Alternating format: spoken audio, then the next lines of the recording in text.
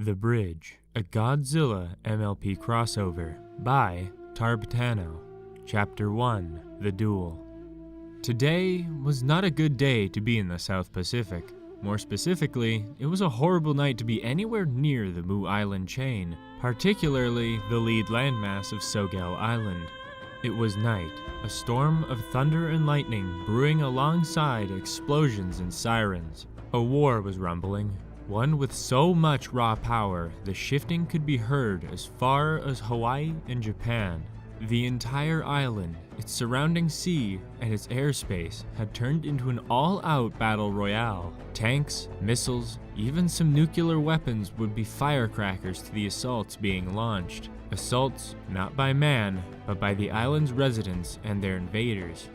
A massive talent paw crashed through the evacuated research building and smashed the only human structure on the landmass. The human onlookers, via spy plane cameras or satellite imagery, were all too reminded of their mortality. They say, in ancient times, there were giants that roamed the earth in days past. Now, they were roaming the present and were at war with one another. Monsters, titans, behemoths, leviathans, kaiju. Take the name that you please. Angurius charged through the remains of the human structures at full speed, bulldozing through debris and explosions like a bull through a Lego set. It was good that the humans had pulled out. Now he didn't need to worry about fighting with restraint. Engineered by an ancient civilization through a mix of mysticism and lost science, the guardian beast took aim at his target. Letting out a roar louder than thunder, the ankylosaur-like kaiju flexed his limbs and launched himself into the air. Quickly, he curled into an armadillo-esque ball, spinning at high speed as the back spines that lined his shell glowed red-hot with searing heat. The Thunderball, as the humans nicknamed it, setting forth a trail of sparks and fires behind as it found its mark. Spinning around like a massive heated buzzsaw, Angurius' spines clanged and slashed into another kaiju's back. The target screeched in rage and pain, stumbling forward as it was forced to drop the dinosaur's ally. The vibrant wings shone through the lightning-lit sky as Mothra recovered from the grapple she'd been in, glad to be free and now capable of counter-assault. The co-leader of the native faction to the island, and the last in a long line of mystical protectors, the most proficient magic user on Terra, naturally had thrown herself against their stronger opponents when the fighting broke out. Chirping a thank you to her armored ally before she flew upwards, her former captor wasn't so happy. Crimson red armor whipped around as a horn of fiery red energy crackled and swung down, parrying Angurius' attack with so much force it slammed the dinosaur into the ground. Destroya spread her wings, and the demonic titan flapped once as she jumped back a bit to gain some distance. The crests on the side of her head crackled with energy as an orb of purple energy fired out and flew straight into Angurius' shell. The dinosaur's armored hide shielded him from being vaporized by the oxygen destroyer, but the pain ripped through his body and blasted the kaiju back a clear 1,000 feet, digging a deep trench into the ground. Angurius groaned as he lay on his back in a daze, his thinly armored stomach exposed. Destroya knew this well and relished the chance to off one of a rival faction's higher-ups. Cackling out, she reignited and re-energized her central horn into a hellfire, charging forward with each step thundering the earth below her many-clawed feet. Destroya was easily one of the most powerful kaiju in existence, and born from the same superweapon that killed the first Godzilla in 1954, a bloodthirsty juggernaut. Able to, albeit barely, survive the old king when he was at the peak of his power.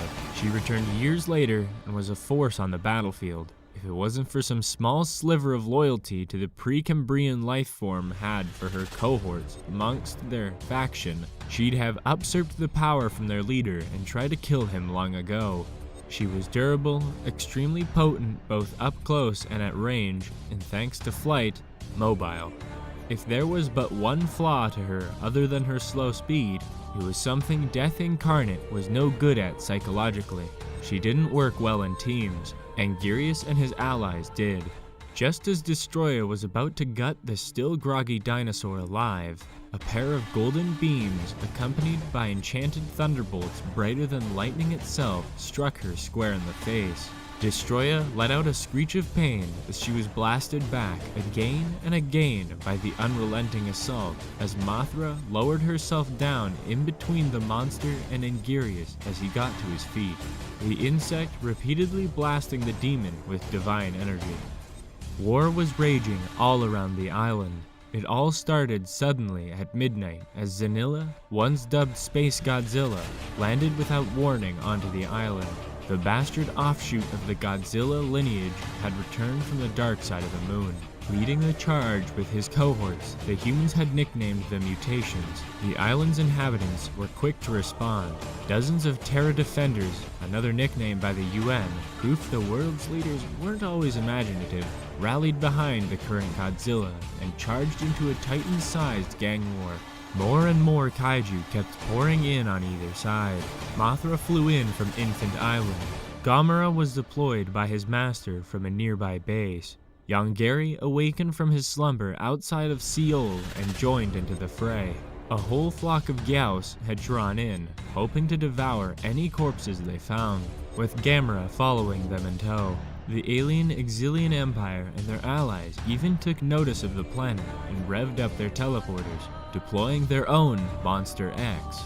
The Nebulon's Confederation cyborg brothers, Gigan and Megalon, alongside the Millennium Collective's Orga, in the hopes the chaos would be a grand chance to off a few of the thorns in their side from the last failed invasion. After an hour, the UN finally noticed about 80% of the world's kaiju and half of the known alien monsters had converged on one point and activated the mecha units. Kuryu leading the flight to the island, flanked by Mechagodzilla 2 and Mongura, originally stopped at the battle zone's fringes to try and contain the fighting. They were soon targeted and the mechanical trio was forced to engage. All in all, over 50 beasts, aliens, cyborgs, and machines were fighting in a 2-square-mile area, and it was pure chaos.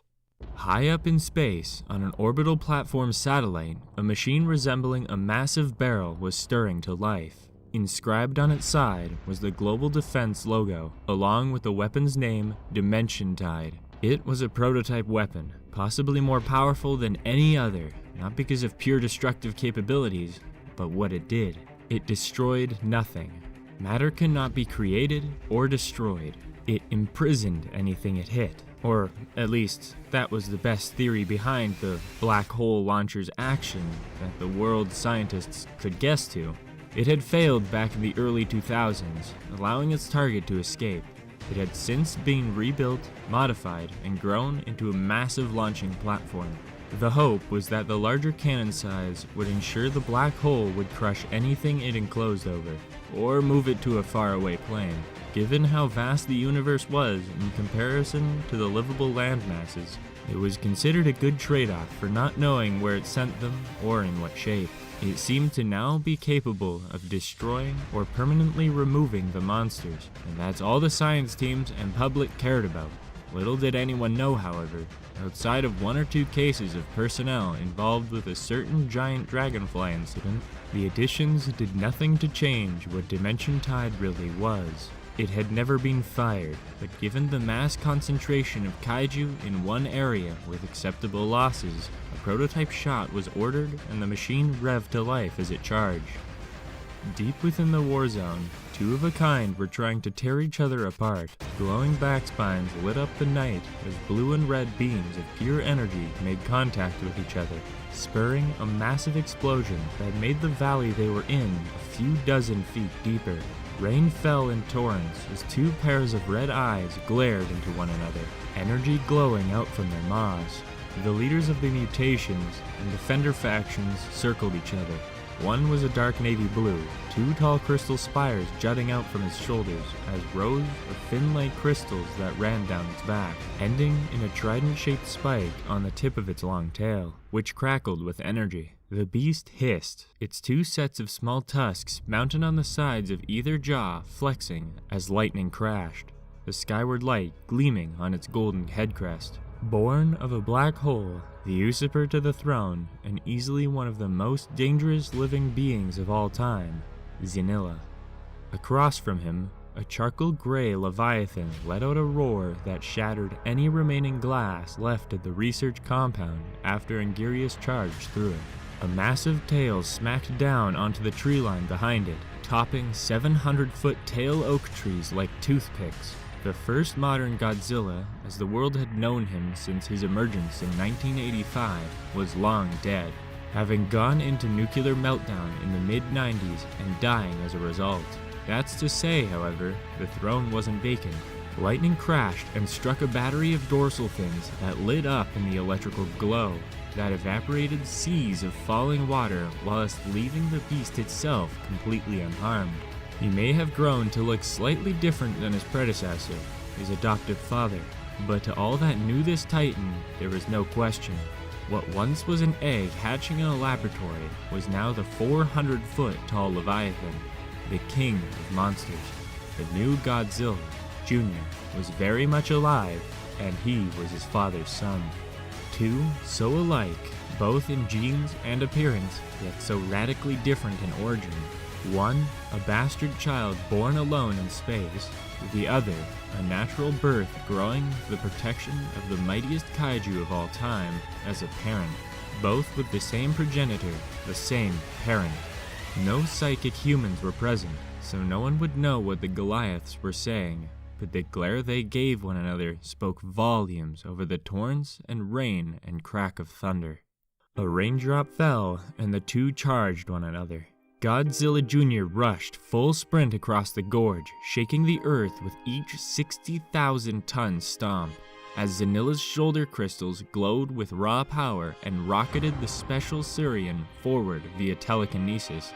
Both crackled with blue and red energy, raw nuclear power that roared throughout every cell in their bodies, causing minor explosions in the air, raindrops, and ground around them as matter's physical structure ripped apart into plasma under the intense energy. Both Saurians were glowing bright enough for the glow to be visible from the horizon as they collided together in an explosion that leveled the mountainside. Raindrops, tons of stone, and even whole trees were launched up in the air in a vast bubble as the explosion rang out, forcing all in the valley but the two quarreling brothers up into the air.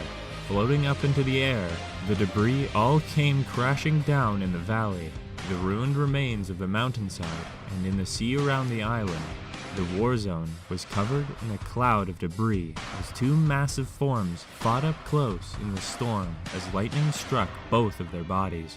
Godzilla snarled, digging his foot into the ground and spinning around, swinging his massive tail in a spiral that ended in a direct hit square on the face to Xenilla. The spatial beast screeched in pain, the blow having fractured his skull bones briefly before his regeneration took effect, painfully healing the injury in a matter of seconds. Pain and harm, pain and healing.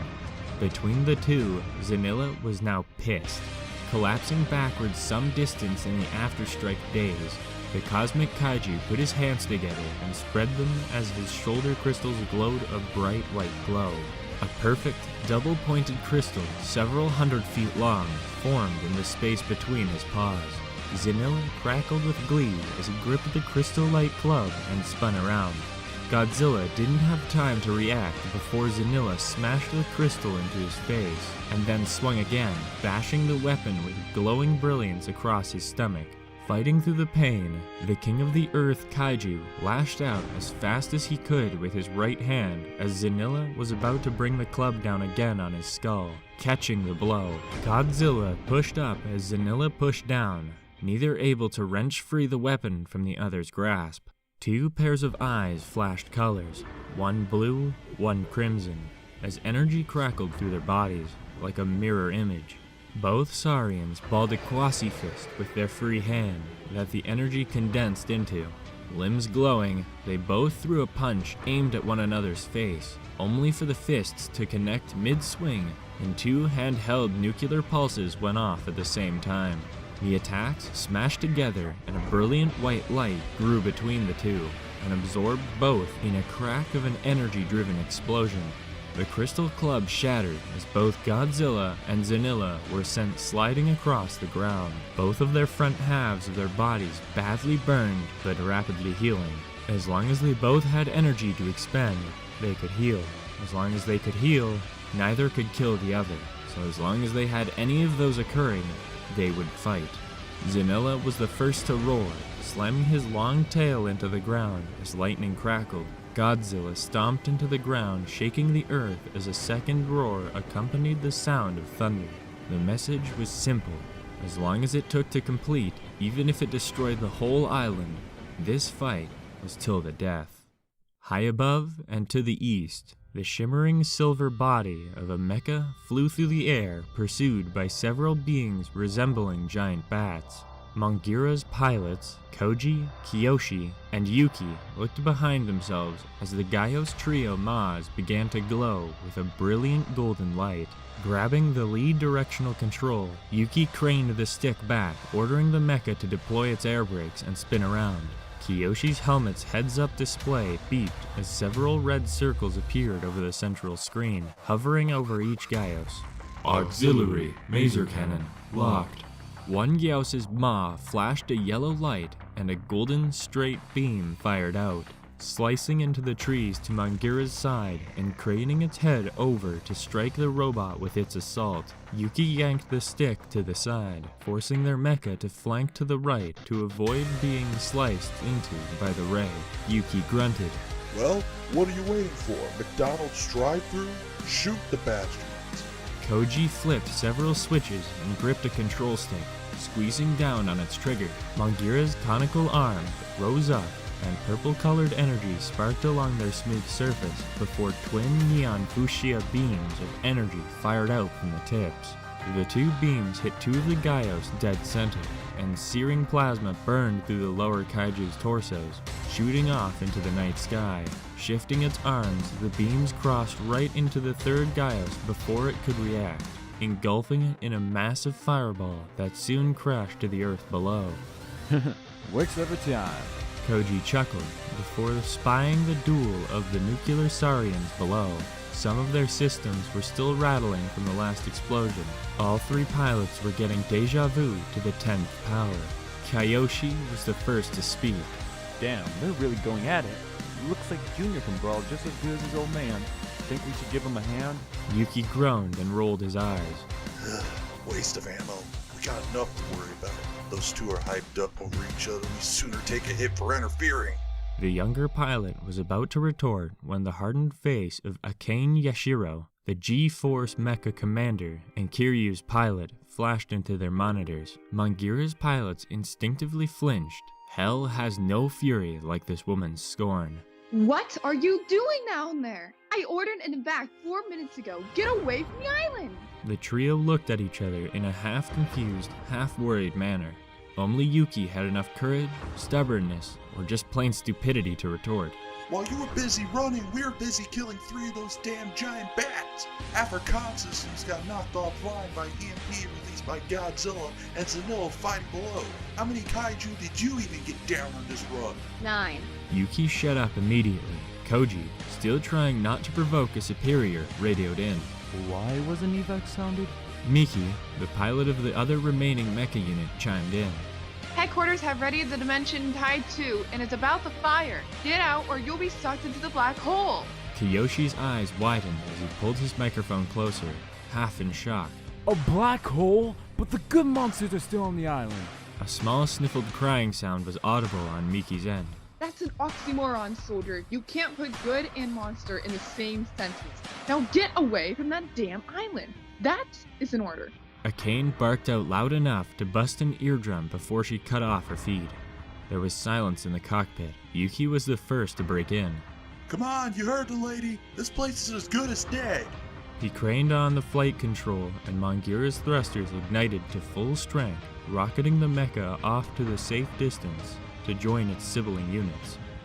Energy surged within the two brothers, eclipsing their beaten, bleeding, and bruised bodies with every last ounce of power they each had. If their foe's plan of assault didn't kill them, exhaustion just might. The next attack was a make-or-break shot. A pair of blue and crimson suns grew out from the crater. Both stomped into the ground and roared over the thunder as the suns drew down and were absorbed by their back fins, which crackled with energy like they never had before. So much heat was being put out, the forests hundreds of feet behind them had caught on fire, and the rain was evaporating before it could even hit the ground. Two balls of energy, hotter than the surface of the Earth's core, formed in their throats. Miles above, space and time were twisting as a black sphere formed at Dimension Tide's tip, physically sucking in any bits of spatial debris that floated by for miles. A black hole had formed, and with the push of a button at G-Force headquarters, it fired with a soundless boom and rocketed to Sogel. Two pillars of glowing light shone like miniature suns against the night sky. So much raw power being shot up into the air, the clouds were beginning to split apart, and curtains of rain were pushed aside. All at once, dozens of monsters ceased combat like a freeze frame and dispersed, knowing they had to get away from something they instinctively knew was coming. Godzilla was known globally by man and beast alike as the king of monsters, and Zanilla was his equal, the challenger to the throne. The two kings were about to give it their all, and all knew to get out of the way when they did so. That is, all but a certain trio of titans who were engaged against a hellbeast not far away. A combination of loyalty and camaraderie on one side and demented psychosis on the other, keeping their 3-on-1 duel in a deadlock. All were unaware of certain doom that broke through the stratosphere. Godzilla and Zanilla's bodies glowed in dueling blue and crimson light as they put all their power into their limit for one final assault with their signature beams, one of a nuclear hellfire and the other of a star's coronial wrath. As they charged, both knew one factor fully well. If this next blow landed, either they'd hit and kill their foe, or they'd keel over from the effort. It was a slow race to who would charge up first. Neither of them won. Just as the brothers unleashed twin blasts aimed at one another, two that would collide with the force of several of the most powerful nuclear bombs crashing into each other and liquefying the rocks below them. Dimension Tide's black hole impacted the island and its 6 remaining inhabitants in soundless expanse. The force of the crushing blackness fused with the force of the twin Leviathan's energy and brought forth Dimension Tide's actual power. Sogel was wiped clean of the presence of 6 of the most notorious kaiju in history. The beasts, once fighting to the death, watched on in awe as it was all over in a moment, before unanimously deciding it was time to stop. On the mutant side, dreams of conquest and becoming the new leader of the faction quickly took root as they departed and bedded down for the night. Monster X snorted as he levitated himself to slowly fly alongside Gigan and Megalon, with the Orga wading into the surf after them, retreating southward with the disgruntling feeling he'd been cheated out of his final battle. On the other side, many cries of mourning sounded through Sogel through the night as many defender kaiju looked upon the places their comrades once stood, taken from them before any could react. Humans around the globe either bowed their head in sadness at the loss of the guardian beings such as Mothra, but cheered and celebrated in the streets over Destroya and Zanilla's apparent demise. For many more, it was somewhere in between. Deep in their cockpits, the mech pilots were speechless. All were silent as Yuki quietly cast a small salute and Miki shed a small tear. All, however, were more wrong than they could ever imagine.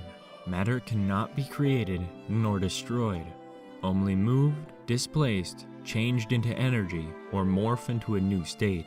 All 4 just happened.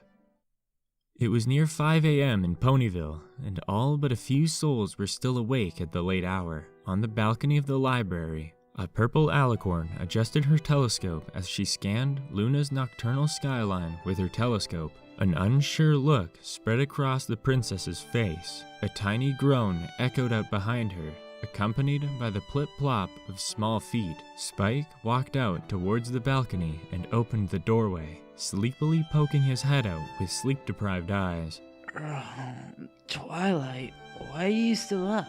Twilight ceased her magical spell and put down her notepad, the hum having roused her assistant from his sleep. The alicorn lowered her head and flopped her ears. She was sorry she had taken the baby dragon's rest, but she couldn't shake the oddest of feelings. Aloysius hooted, flapping his wings and flying inside through the cracked door. I'm sorry, Spike. I just couldn't shake this feeling and it kept me up. She uttered with a sigh, glancing up at the night sky. Spike tilted his head, his will to assist his adoptive sister kicking in as he walked out onto the balcony, stretching his arms and yawning to try to shake off his sleepiness. Like, what kind of feeling? Twilight sighed, shaking her head slightly. I have no idea, Spike. Just concern.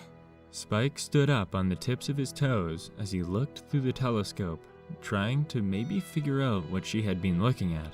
Concern? For what? Twilight turned and looked out over the horizon, hoping she'd spot what was wrong in an instant. Just concern that something is about to happen.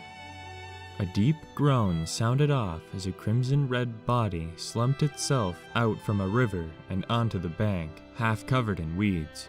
Gagging up water, it weakly dragged itself ashore and fell on its stomach before rolling onto its side, kicking up a dust cloud at the disturbance. Consciousness flickered as Destroya tried to flex her wings to no avail. They were still attached, but drastically weak, something she regretfully could tell from her whole body. Her mind, however, was still fresh and active as she struggled to move.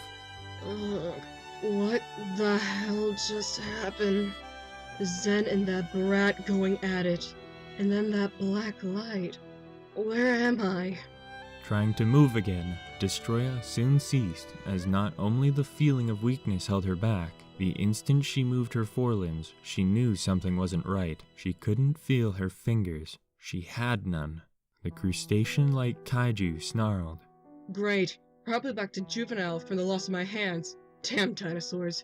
It will take weeks to absorb enough matter to get full form. Contemplating finding the nearest nuclear plant and trying to speed up the process, while fighting the blackness of unconsciousness, Destroya tried to lift her spear-like juvenile limb over her eyes to block out the sunlight shining above. Then she knew something was definitely wrong. Her limb wasn't jagged and sharp anymore. It was wide, smooth, round, and hairy? Just before she blacked out, she distinctively heard, and for the first time understood, a human-like voice. A young female based on the pitch, in the sound of several footsteps approaching her.